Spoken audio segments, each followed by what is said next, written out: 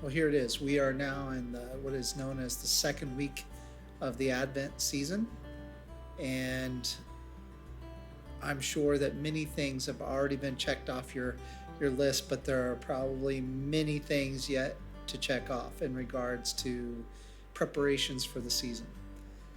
I know that many people have shared that they are, enjoying this season more so than normal, and are engaging the Christmas spirit more than normal, because I think people are clinging and longing to anything that feels normal.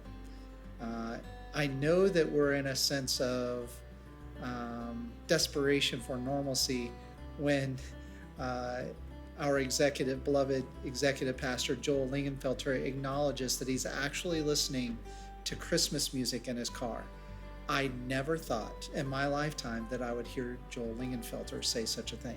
So that tells me that human nature says we long for things to be similar to what it was, and Christmas season invokes that.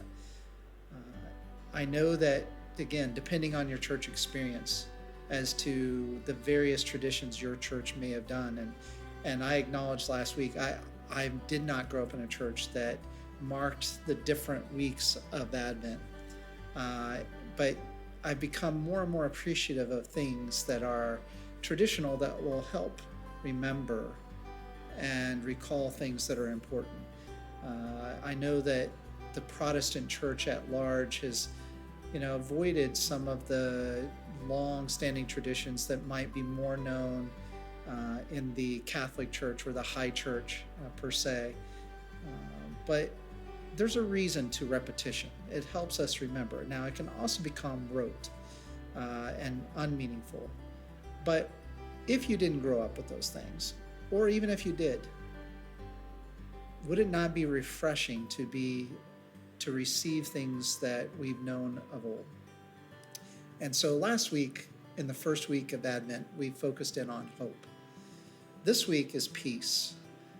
Now, we know from the declaration of the angels that this is about peace on earth, goodwill towards men who experiences God's favor. So that's the declaration of the angels, and that this birth of this child is going to bring, yes, peace. And so in that, what kind of peace does he bring? I preached a message a few years ago that spoke to what's the difference between a peacekeeper and a peacemaker. Where the peacekeeper is basically just whatever it takes to make peace in the moment, which could mean sweeping it under the rug. But a peacemaker will do whatever it takes in the moment that will make peace that will last. And sometimes whatever that moment might entail to create peace to last might be something that is not quite peaceful in the moment. Well, I would say that the coming of the Christ child was, yes, going to be bringing peace. But the peace that it said it was going to bring was peace on earth. And good things were going to happen for the men and women of earth, for wherever the favor of this child's peace rests. That's talking about a peace that's not momentary. It's talking about a peace that would actually last, which means that it's going to probably take something pretty intense for that kind of peace to be made.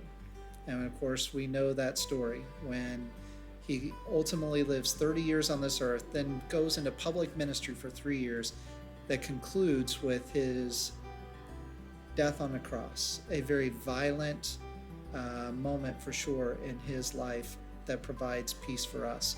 So the making of peace for us was not peaceful, but yet it brings peace that is hard to explain to others.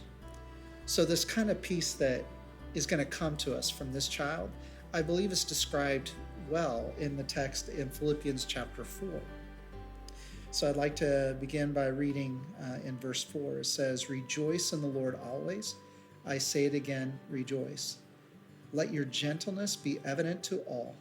The Lord is near. Do not be anxious about anything, but in every situation, by prayer and petition with thanksgiving, present your request to God.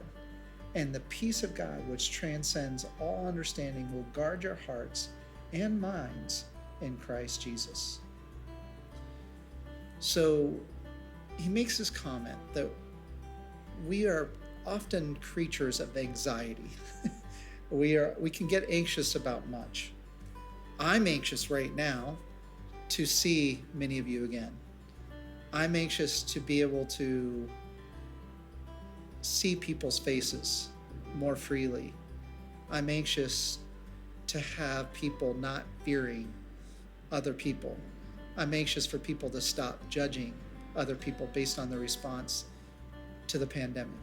So yes, there's things I'm anxious about.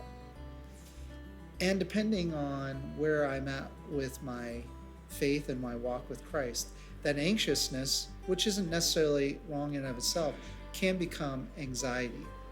And therein is where sin can enter, when you begin to toil over something at the cost of peace between you and God. So I go to this text and it says, do not be anxious about anything, but in every situation, by prayer and petition, with thanksgiving, present your request to God. And then you'll discover what it means to have peace that is beyond explanation, beyond understanding. And so my encouragement to you, if you're finding yourself to be anxious this season about anything in regards to this pandemic, you could be anxious about the fact that you feel like there are people that have used this to their own advantage unfairly. You could be anxious about some kind of governmental intrusion. You could be anxious about your own personal health or on behalf of somebody else's personal health. Whatever it is you're anxious about, we're called to bring it to God. And we're to bring it to God in prayer and request. And then let our thanksgiving be to Him that He is going to operate on the things that matter much to us, but do so with His knowledge and will. And it says that when we just let go of trying to control the situation and we give it over to Him, then He promises us a peace that is hard to explain to somebody else. In the last few weeks, we have heard testimony, some directly, some indirectly from others that have known, where people have come to Jesus Christ. In the last few weeks, people connected to LEFC have come to Jesus Christ, surrendered their life to Him, and they describe the moment of where this happened as being this peace that just came over them that they cannot explain other than it was so powerful. And in every situation where that story's come up, they didn't know the other. These are just testimonies coming back to us of God's work. They can't describe the peace other than it's peace and it's powerful. And what we can say from observing these people, now that we know that, is they're changed. They're different. They're not weighed down by the cares of this world. They're not mattering to take fights up about the causes of this or that. They want to know Jesus more. They've encountered Jesus and they realize that's where life is found and they want to know more. And they're engaging Him. You see it on their face and their countenance. Whenever the Bible is open, you see it on their face and countenance whenever they're talking about this peace. So in this season, let your anxieties turn to prayer and supplication.